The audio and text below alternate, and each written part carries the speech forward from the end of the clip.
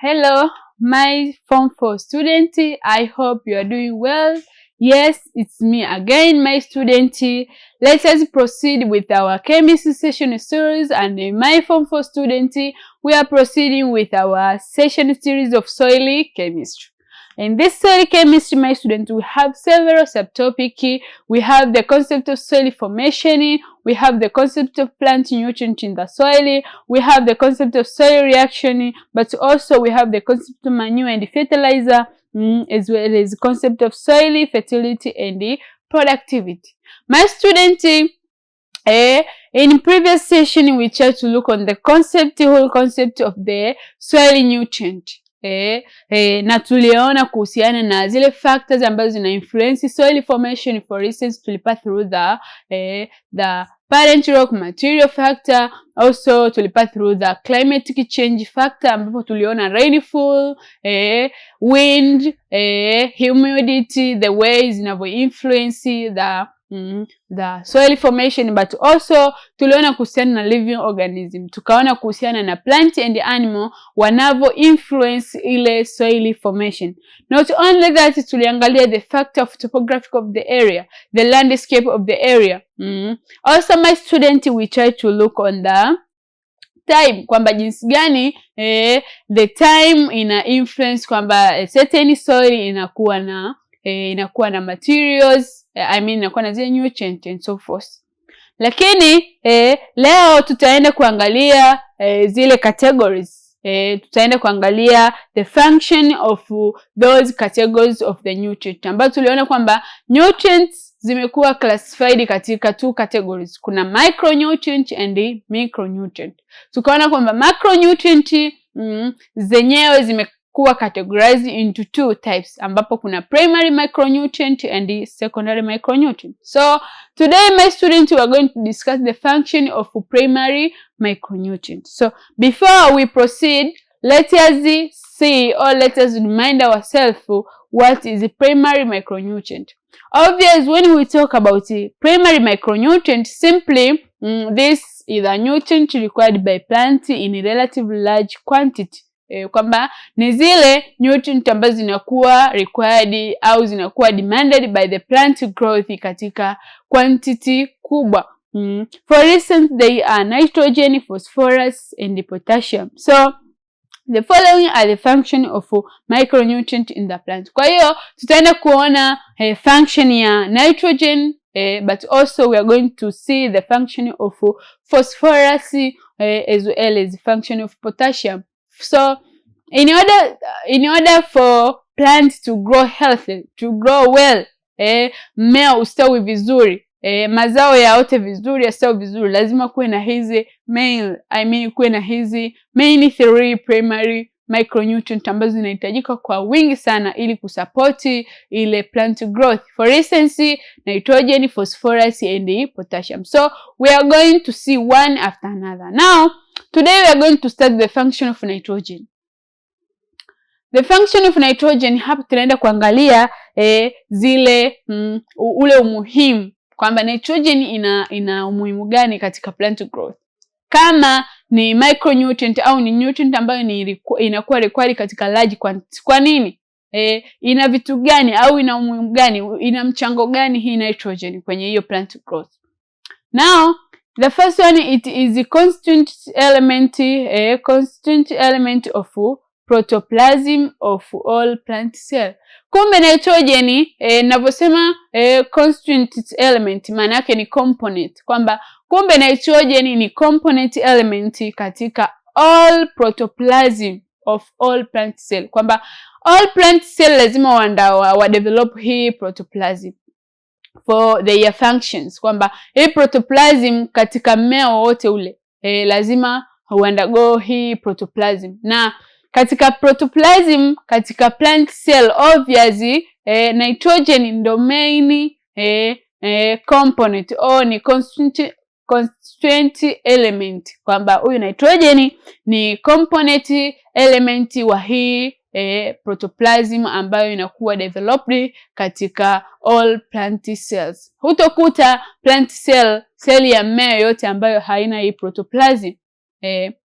So lazima seli ya mmea wowote ule iwe na protoplasm. Na hii protoplasm, the component element or the constituent element is nitrogen. So you can see how this nitrogen plays a great function in the plant growth.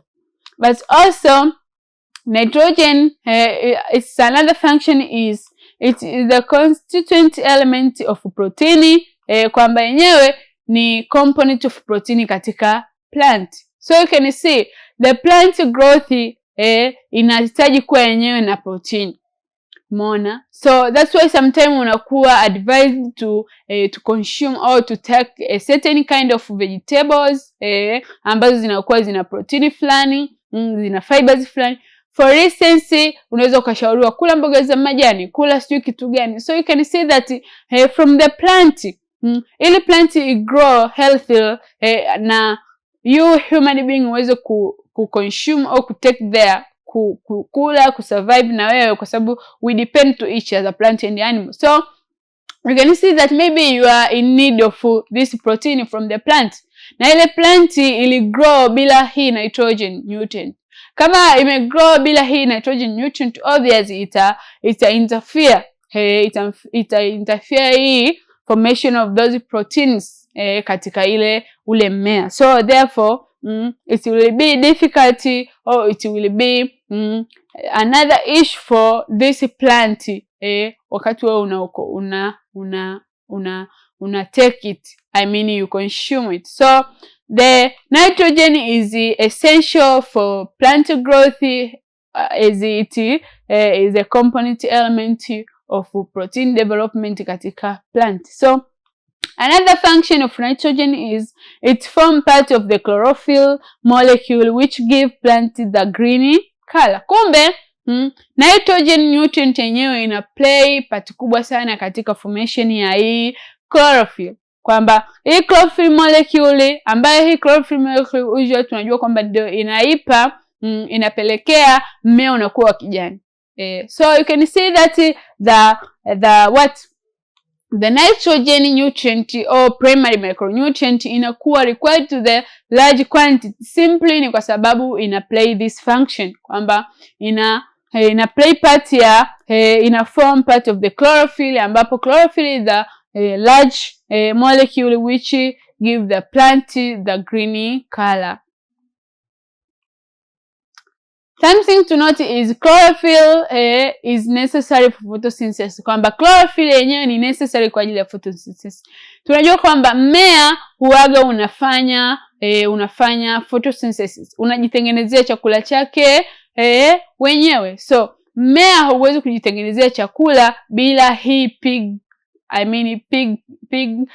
color, this pigment of green color, green color ambayo inakuwa influenced na chlorophyll. So chlorophyll is necessary kwa ajili ya facilitate au enhance this photosynthesis to take place in the plant. Kwa hiyo mean that kama mmea utakuwa umekosa this nitrogen, obviously itapelekea lack of this chlorophyll, ambayo itahinder also au itaffect photosynthesis process to take place. Another is nitrogen promotes vegetative growth in crops. It's important in crops whereby leaves are harvested, or for example cabbage, kwamba hii nitrogen yenyewe ina influence formation of those vegetative growth, kwamba ina promote ule ukuaji wa zile vegetate, ule ukijani ule katika leaves za some of the plant. For example cabbage, you can see sometime my students, I hope you know cabbage at home, unakula cabbage kama mboga, wanakuwa wanauza gengeni, mtaani wanakuwa wanaziuza zile cabbage. So you can see that katika ile cabbage, kwa sababu ile cabbage yenyewe inakuwa formed in form of leaves, yale yanakuwa ni kama majani yake, yanakuwa compounded together mpaka inatengeneza ule ukubwa wake. So you can see that yale majani yake au the leaves, those kuna ile vegetative imekuwa developed by ule ukijani umekuwa developed pale. So that is the influence, or that is the function of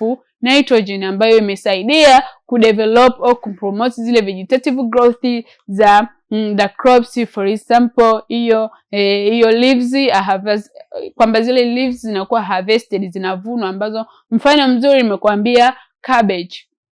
But also this nitrogen, another function, it is the essential element in cell division, kwamba mmea wowote lazima undergo cell division. So cell division for the purpose of the resynthesis, endelee kuzaliana and so forth. So you can see that nitrogen ana play part kubwa katika plant kuhakikisha kwamba this cell division taking place in the plant. Another is control the availability of phosphorus and potassium in the plant, kwamba nitrogen, we know that the micronutrients which are most required, au those primary, tunajua kuna nitrogen, phosphorus and potassium, lakini nitrogen akiwepo ana control kiwango cha phosphorus, vile vile kiwango cha potassium. Mean that kama nitrogen anahitajika katika percentage fulani, atakuwa required katika ile large quantity ambayo inahitajika ili kuweza kucontrol kile kiwango cha phosphorus, kwa sababu phosphorus mwenyewe ana function zake, vile vile potassium ana function zake. So you can see that nitrogen anaweza kucontrol viwango vya phosphorus, vile vile na potassium katika plant growth. So every nutrient zinakuwa required according to. So another one, increase grain size and protein content in the cereals. This is kind of plants, ni aina ya mimea hii. Ukienda my student ukitafuta this cereals ni ya mimea gani, utaona. Just go and Google search there, you will see what kind of this plant. So hii nitrogen inasaidia kuincrease zile grain size, zile mbegu zake zinakuwa zinaongezeka ukubwa, vile vile ile protein content, kile kiwango cha protein. So they tend to increase simply kwa sababu kuna supply of this micronutrient which is nitrogen. So nitrogen ina function kubwa ya kuhakikisha kwamba hizi grain size na protein content zinakuwa zina increase katika plant, especially katika this cereals plant. But also the nitrogen help in the manufacture of enzyme and plant hormones.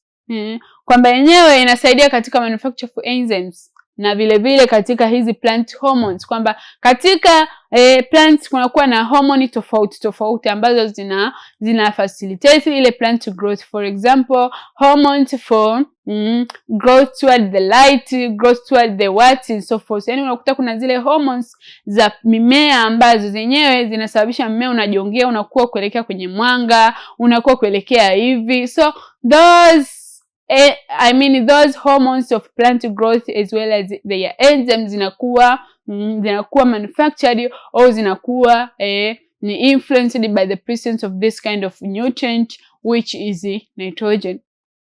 Another function of nitrogen is promote root growth, kwamba some roots zinakuwa vizuri, zinakuwa zimestawi, zinakuwa strong kwa sababu ya uwepo wa nitrogen. So nitrogen ana promote ile root growth ya plant.